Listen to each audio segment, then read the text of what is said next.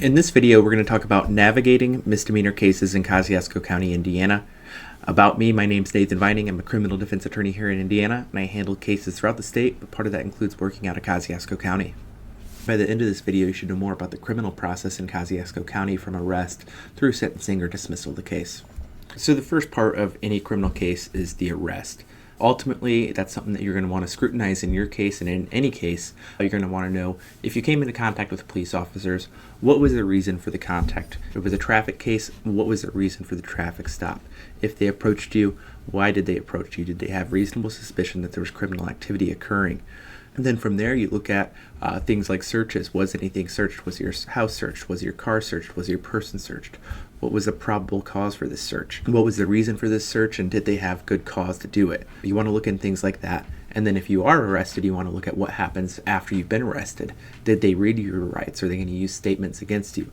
Things like that. So you want to scrutinize the arrest. You want to write down what happened if you have been arrested, so that way you can have a recorded recollection close to the time it happened. And that's something you can take to your attorney, talk to them, and discuss, and look for issues that can help you with your case. From there, if you've been arrested, you are likely going to need to deal with bail. Sometimes they may hold you if there's warrants or other issues that need worked out, or they may set a bail. And bail is the amount of money that secures your appearance for future court dates. So it's the amount of money that you would place with the court, have a bondsman post, or it could be a mix of both. And essentially it's an amount designed to make sure you appear for court. If there are issues with bond, that's something that you can work. You have a right to bail unless it's certain treason or murder cases. And then also if you are dealing with too high of bail, it's something that you can reduce. It depends on a lot of things like how long you've been in the community. Are you a flight risk? Do you have a history of not appearing for court? Things like that. So if there's a bail amount that's too high, you would want to talk to an attorney and potentially pursue some type of bail reduction, and that is possible here in Indiana. The next thing is to know where you need to go to court. If you bail out and don't go to court, you could face a warrant for your arrest for a failure to appear, or it could be revoked altogether. So you want to know where to go. Here in Kosciusko County, the courthouse is across the street from the old historic courthouse downtown. You go in there, they're very helpful. They can point you in the right direction because there's 3 different courts that you could potentially be in, so you want to make sure you go to the right one. So that's right there. And then the first hearing that you're going to need to know about is the initial hearing. This is where the judge reviews your rights with you, such as the right to remain silent, the right to confront and cross-examine any witnesses, the right to a jury trial, all of these things. The court also reviews the charging information with you, so you're apprised as to what exactly you've been charged with, the level of the crimes, the potential penalties, and then they even go over the right to counsel and may appoint an attorney for you or determine if you want to hire an attorney for yourself. So that's all the kind of things that happen in the initial hearing. The courts usually enter a plea of not guilty automatically, and that's what you want to do. You want to plead not guilty. And the reason is that it allows you time to negotiate what exactly occurs. So if you're going to plead guilty, under what circumstances it's under, so it's a predictable thing. If I plead guilty, X, Y, and Z is going to happen, then doing it in a way where it's unpredictable and you don't know exactly what the court would do. And then also, pleading not guilty allows you to do discovery in the case, work the case based on the facts, and challenge any evidence and allegations against you. After the initial hearing, a lot of times the discovery will start, and the discovery process is a part where you can go out and get evidence such as videos around the crime scene, witness statements, and then also the state and the law enforcement has collected evidence against you. So you're going to see the prosecution's evidence. You're going to be able to see who their witnesses are. You're going to be able to see the physical evidence that they have against you. If they sent things out for a lab test, what the results of the lab tests are. So you're going to want to get discovery in your case. You're going to want to make sure that your attorney reviews that with you so you actually see it and understand what evidence the state has against you. There's also several pretrial motions that could come into play. If there's issues with where the case is held, you could change venue. You can do motions to suppress and exclude evidence if your rights have been violated. I also have some videos about that if you want to know more about how evidence is suppressed in criminal cases. And then there's also certain notices that you may need to file, like a notice of alibi, a notice of self-defense, things like that. There's a lot of pretrial motions that you and your attorney will need to walk through and see. Are any of these needed in my case? There's also things like motion to reduce bail. If you need to travel out of state, you may need to file a motion to get permission to travel out of state while the case is pending. There's all sorts of stuff with pretrial motions. The next kind of hearing is a pretrial conference. These happen in every case. A lot of times people call me and they're like, we need to get prepared for this pretrial conference. But a pretrial conference is an informal meeting. It's not like the trial. It's an opportunity for you to meet with the state, discuss the case, and the courts hold these to make sure cases are moving forward.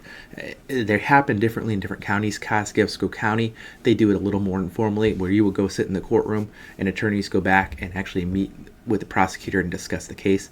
And a lot of times this is where the case moves forward. These prosecutors have hundreds, sometimes even thousands of cases, and you may actually need to track them down in person to drive results forward. And this pretrial conferences, it's something that happens on a monthly or near monthly basis, where it's that opportunity to meet with the prosecutors. That way you are checking in and moving the case forward. So you work through things like discovery issues. Is there evidence you need that you don't have yet? You do plea negotiations. You talk about what you think there could be, whether or not you think there could be a fair outcome that could be applicable in your case, and you work to see if you can get the prosecutor there. You can also talk about evidence issues, trial preparations, things like that, resolve any outstanding issues. So pretrial conferences, they're an informal type of hearing, but they are very valuable in your case, and it's something that you're going to want to make sure if you go in there, what's your goal for the pretrial conference, so you move the case forward and you don't have a case that is just sitting out there and not moving forward for a long period of time. The next kind of part of a criminal case, there's a couple different routes you can go. You could go and try and resolve it through a plea agreement, or potentially resolve it through a trial.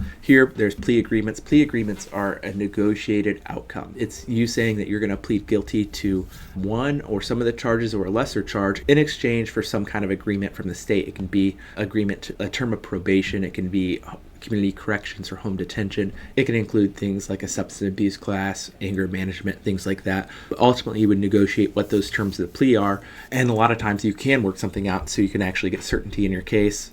There's also things known as pretrial diversions. That's also something that can happen in a lot of misdemeanor cases. And what a pretrial diversion is, it's an agreement with the state where they will withhold prosecution if you satisfy certain terms. A lot of that is staying out of trouble for a period of time, paying the prosecutor's office some money for entry into the program, and then they may have some other conditions like community service or classes of some sort. But a pretrial diversion is a great way to resolve a misdemeanor because it's a predictable way to make sure that nothing ends up on your record in the end. Because after the diversion is satisfied, the state will dismiss the case and it is something that you could expunge, so it's like it never happened. And that's a great outcome. If you can't get a diversion or a plea agreement that's acceptable, the next option is a criminal trial. You can do a bench trial or a jury trial as a misdemeanor. It's important to know that you have certain time requirements. If you want to request a jury trial in a misdemeanor case, you need to do it at so long before the first trial setting, so that way you can ensure that you have that right to the trial by jury. And ultimately, the trial consists of opening statements, closing statements. Essentially, the state will present their case first, and then your attorney will be able to cross-examine their witnesses, and then you can present evidence of your own in the trial. And then the judge or the jury will deliberate and issue a verdict. And that verdict could be a conviction of one, all, or lesser charges, or it could be a dismissal of the case. If you do a plea agreement that is pleading guilty to some charge or you're found guilty, there will be a sentencing.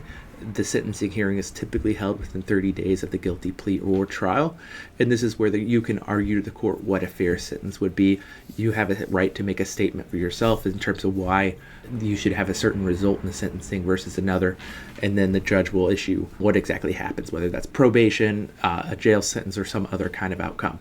It's also important to know that as a defendant, there's a lot of things you can do to help improve the outcome. So if the case is a battery case or a substance abuse case, you can do things like anger management or a better intervention program, or you can do a lot of different things to help mitigate the damages and help show the judge that you are deserving of a better outcome. So if you have questions about a misdemeanor case in Kosciusko County, feel free to give me a call. My name is Nathan Vining. Again, I'm an attorney. I do cases in that county. I would be happy to walk you through what I think about your case.